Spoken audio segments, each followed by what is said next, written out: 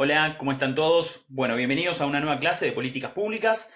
Vamos a tratar de seguir analizando, problematizando y pensando juntos los distintos conceptos con los que vinimos trabajando hasta ahora en las últimas clases. Y en la clase de hoy vamos a recuperar de manera conjunta dos conceptos que ya trabajamos en las dos clases anteriores, que son el concepto de agenda y problema, ¿sí? En las primeras clases, a través de los textos de Peter May, de Eugene Bardach y de Aguilar Villanueva, estuvimos analizando el concepto de agenda y problema. Y hoy vamos a trabajar con nuestro manual de políticas públicas en su segunda parte, que es el manual de Roth y Deubel, que analiza la construcción del problema y la inserción de ese problema de políticas públicas dentro de la agenda, ¿sí? La agenda pública. Para clarificar algunos conceptos, pero también para recuperar esos conceptos, vamos a definir la idea de problema con la que ya venimos trabajando, pero que además formula Roth y Deubel en su manual. Vamos a entender al problema como una categoría analítica, nos dice nuestro autor. ¿Qué significa que el problema es una categoría analítica? Significa que el problema es producto de una construcción social, como dijimos en las clases anteriores, y es una construcción social que generalmente es controversial, porque parte de las categorías y las representaciones, es decir, el modo que tienen de interpretar los diferentes actores sociales alguna cuestión que es considerada problemática o que es considerada controversial. Esto significa que necesitamos definir analíticamente el problema. Para poder definir analíticamente el problema, dice Roth y Deubel, sostiene nuestro autor, es necesario tomar en consideración algunas cuestiones. En primer lugar, tenemos que definir la naturaleza del problema. ¿Qué significa que tenemos que definir la naturaleza del problema? Tenemos básicamente que definir qué es nuestro problema. Acotarlo, como dijimos la clase anterior, pensar, digamos, de alguna manera cuáles son sus alcances. Y eso nos lleva a un segundo elemento del problema, que son las causas, ¿sí? Intentar encontrar las diferentes causas o múltiples dimensiones que configuran nuestro problema. Además de considerar las causas, aparece necesariamente un tercer elemento que tiene que ver con la duración del problema y la intensidad de ese problema o la regularidad de ese problema. Duración por su extensión en el tiempo e intensidad haciendo referencia a el ciclo del problema. ¿Qué quiere decir? Que el problema tiene momentos, que tiene instancias de baja, instancias álgidas, que van mostrando el impacto y la intensidad que va teniendo el problema frente a lo que es la agenda pública. Además, tenemos que poder definir el alcance de nuestro problema. ¿Qué quiere decir el alcance? Básicamente, a qué sujetos sociales afecta, a qué sujetos sociales impacta de una manera particular. Siempre tenemos que pensar que una problemática no afecta a todos los sujetos de la misma manera y que tampoco va a tener tras de sí a los mismos actores. Es decir, siempre una problemática, según la lectura de Roth y Deubel, parte de ciertos actores promotores, ¿sí? Actores vectores, va a decir nuestro autor, o actores voceros, que de alguna manera empiezan a comportarse como los patrocinadores de cierta problemática y generan en torno de ese problema una movilización social. Esos actores, ¿sí?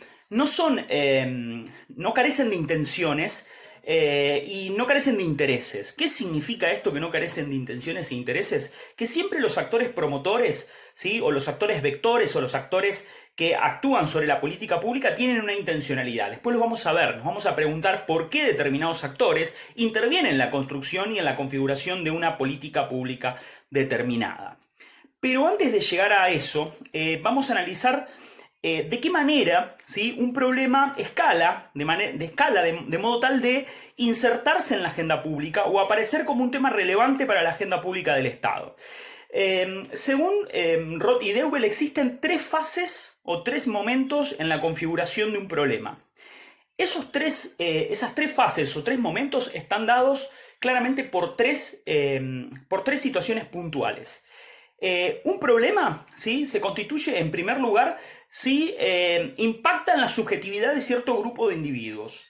¿Qué significa que impacta en la subjetividad de cierto grupo de individuos? Que altera su vida cotidiana, ¿sí? Altera su rutina, altera sus intereses o sus necesidades. Como dijimos en la clase anterior, cuando analizábamos el texto de Aguilar Villanueva, altera la dimensión vital del individuo, ¿sí? Lo que se denomina un problema vital, que es diferente del problema cognoscitivo, dice Aguilar Villanueva, porque es el problema construido por los analistas, el problema cognoscitivo.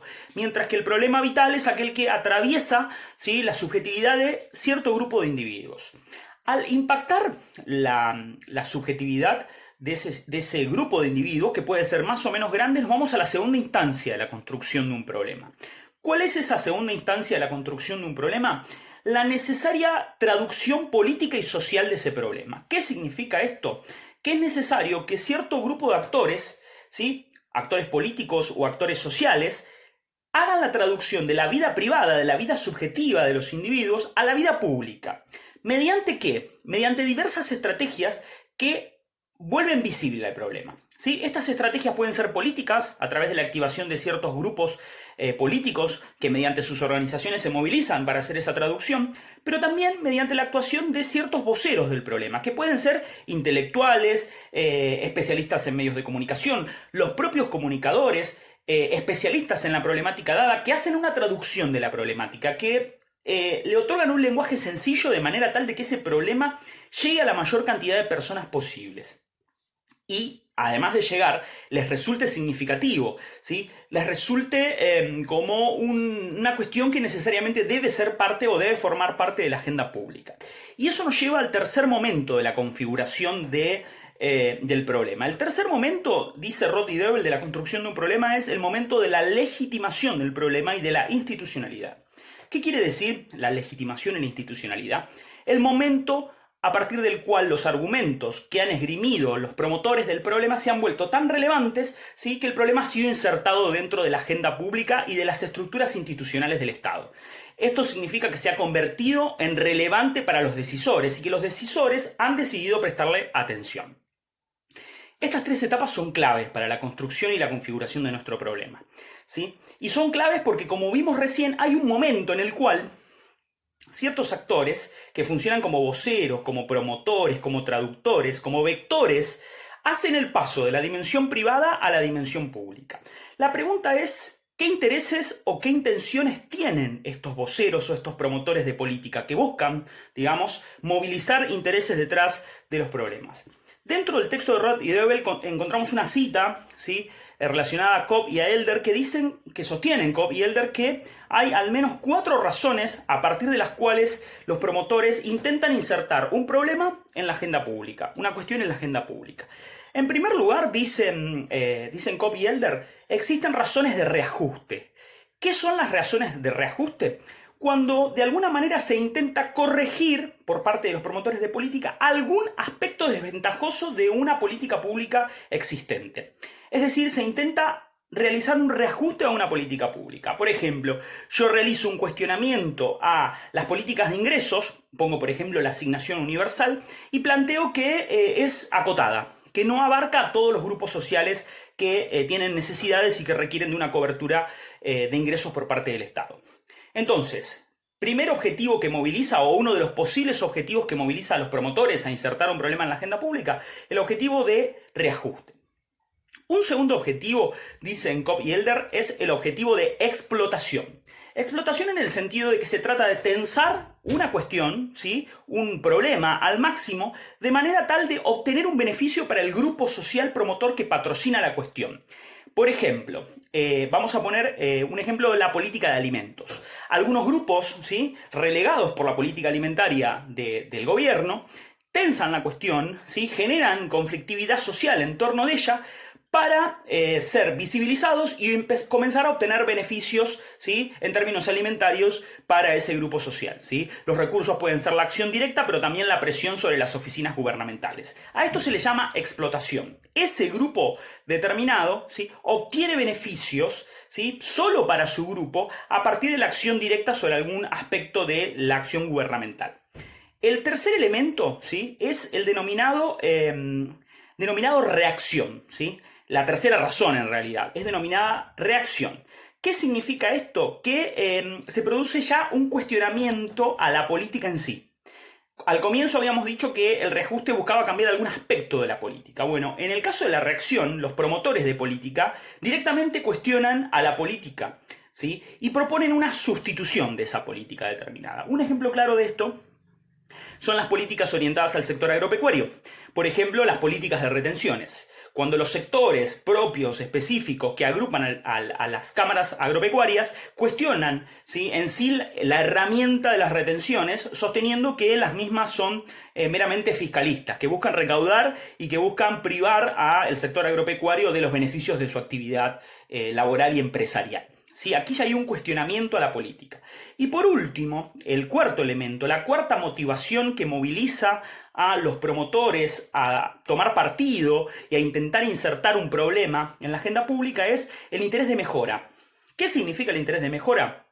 Que hay ciertos grupos sociales que se movilizan con el mero interés de defender una causa, ¿sí?, o una idea determinada. Por ejemplo, los grupos animalistas, aquellos grupos que sostienen la defensa, ¿sí?, de los derechos en este caso de los animales, y plantean la necesidad de ampliar las políticas públicas y mejorar las condiciones, ¿sí?, de este sector, sosteniendo que no solo esto beneficia a los animales en sí, sino también beneficia a las personas, desde el punto de vista afectivo, desde el punto de vista emocional y además desde el punto de vista incluso del control de la fauna urbana cuando se promueven, por ejemplo, políticas de castración a ciertos animales, ¿sí?, en el sentido de evitar la reproducción excesiva de animales que traen dificultades a la convivencia en las ciudades. Es decir, hay 4 razones a partir de las cuales los promotores intervienen, ¿sí?, de manera tal de traducir una cuestión que existe en la vida privada o que existe para cierto grupo social y convertirlo en algo de carácter colectivo e insertarlo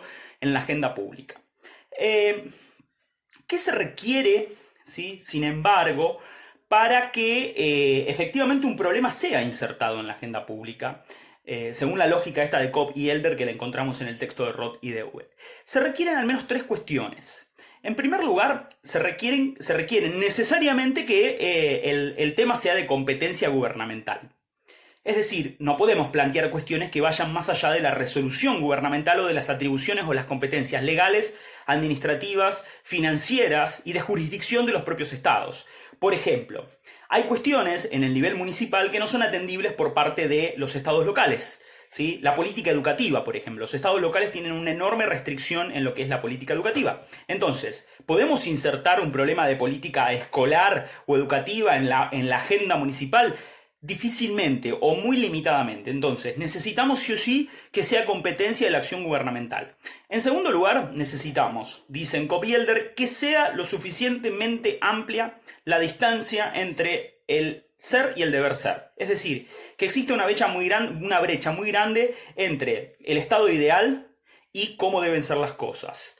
Perdón, el estado ideal y cómo son efectivamente las cosas, ¿sí? Por ejemplo, el Estado va a intervenir o se va a plantear la necesidad de que el Estado intervenga si en un barrio determinado se requieren condiciones de salubridad y esas mismas condiciones no se dan objetivamente, sino que por el contrario se vive de manera pauperizada y crítica. Y por último, el último elemento que necesitamos para insertar un problema en la agenda pública es necesariamente un lenguaje claro, un lenguaje adecuado que permita hacer la traducción de esos problemas muy específicos a problemas de carácter colectivo que sean entendibles, comprensibles para la mayoría de las personas, pero también para los agentes gubernamentales. Es decir, nuestros actores promotores, nuestros actores vectores, los voceros, deben manejar un lenguaje sencillo y claro, ¿sí?, que permitan que ese problema sea abordable desde el punto de vista de la acción institucional, ¿sí?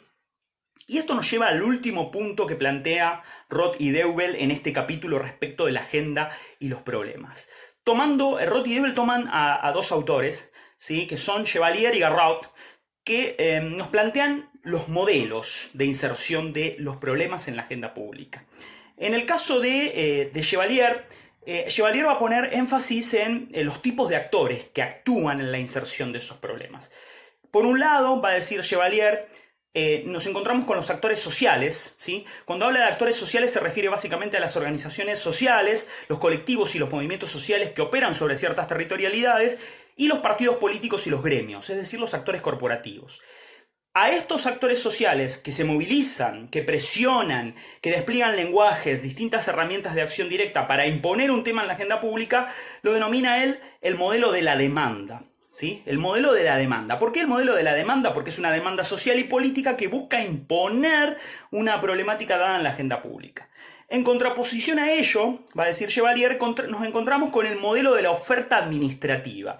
¿Qué significa el modelo de la oferta administrativa? Que por el contrario, es el Estado, son los actores burocráticos y son los actores institucionales y administrativos los que imponen, ¿sí?, determinada problemática como de relevancia social. Por ejemplo, el Estado configurando un calendario de vacunas, anticipándose a la emergencia de ciertas actividades, buscando regular las conductas sociales, ¿sí?, y buscando mitigar los efectos de futuros problemas.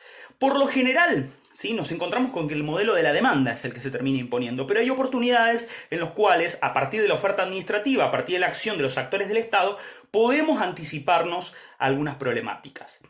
Y esto nos lleva a cerrar con Garrot, que es el otro autor que cita Roth y Dewey. Garrot también elige un criterio, ¿sí?, para explicar los distintos modelos de inserción de los problemas en la agenda pública. Y para él son 5 los modelos, a diferencia de Chevalier, que plantea 2 grandes modelos o 2 modelos globales. Para Garrot son 5 modelos. El primer modelo lo denomina modelo de la demanda social. ¿Qué significa el modelo de la demanda social? Como dijimos hace un momento, es un modelo donde tienen una fuerte presencia las organizaciones sociales y los movimientos sociales que buscan, mediante medidas de acción directa, generar conflicto y una fuerte movilización social e instalar un tema en la agenda pública, ¿sí? Este modelo, como dijimos recién, es el modelo de la movilización social. El segundo modelo es el modelo de la oferta política.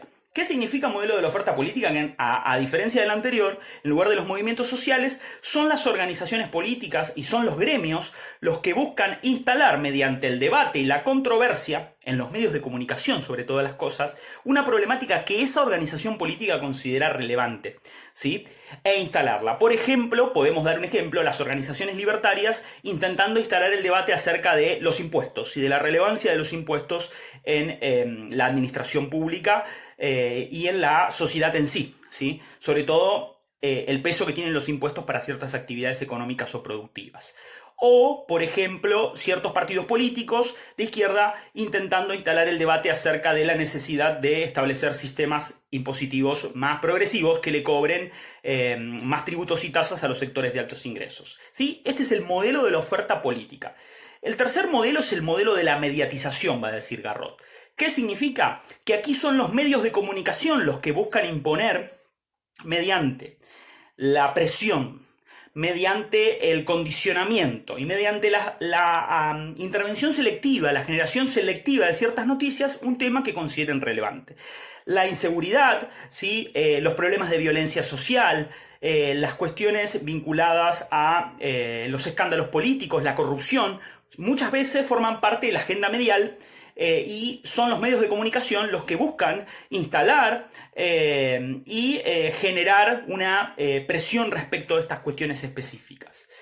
Esto nos lleva al otro modelo, al siguiente modelo, que es el modelo de anticipación, el número 4. ¿Qué significa el modelo de anticipación? Que es básicamente, como dijimos antes, muy similar al modelo de oferta que plantea Chevalier. Es el Estado, son los agentes de la administración pública los que plantean la anticipación de ciertas problemáticas, ¿sí?, la previsión de ciertas problemáticas. Es el Estado el que configura la agenda y es el Estado el que anticipa los problemas. Y por último, el último modelo que plantea Garrot es el modelo de la acción corporativista o acción corporativa silenciosa. ¿Qué significa esto? Que son cierto grupo de organizaciones privilegiadas, con peso de lobby, con peso de influencia sobre el Estado, ¿sí?, que a diferencia de los movimientos sociales que actúan en el territorio, estas organizaciones corporativas actúan en los pasillos, ¿sí?, en las zonas de influencia del poder, de manera sigilosa, va a decir Garrot, ¿sí?, de manera silenciosa, de manera tal de no generar controversia, promocionando ¿qué? Sus propios intereses. El famoso poder de lobby, que a veces está mostrado por la presencia de ciertas organizaciones vinculadas a la posesión de la tierra, ciertas organizaciones religiosas, algunas cámaras empresariales, ciertos grupos que tienen incidencia directa sobre los actores políticos y administrativos. Eso es todo, ¿sí? Esto nos permite entender y comprender de qué manera, ¿sí?, ciertos actores sociales llamados promotores o llamados voceros o llamados vectores hacen la construcción y la traducción de una problemática que comienza a veces en la dimensión privada, en la dimensión subjetiva, y que va escalando hasta ocupar un lugar en la agenda pública y que se convierte en objeto de atención, ¿sí?, gubernamental. Para construir un problema, tenemos que entender, como dijimos recién, que hay actores y hay intereses y hay conflictividad. Y para insertar ese problema en la agenda pública hay modelos, distintos modelos, ¿sí?, en los que intervienen no solo marcos de interpretación, sino también ciertos actores y ciertos intereses. Nos reencontramos la próxima clase, espero que les haya sido de utilidad. Y dentro de poco ya vamos a estar trabajando con argumentación, que también es otro tema interesante que está vinculado a cómo construimos, ¿sí?, y cómo sostenemos la decisión que en el futuro tomaremos en relación a las opciones de política. Eso lo veremos en las próximas clases junto con los modelos de decisión. Nos vemos en la próxima clase virtual y cualquier duda, como siempre les digo, se comunican por los medios que tengan a su alcance. Nos vemos la próxima clase.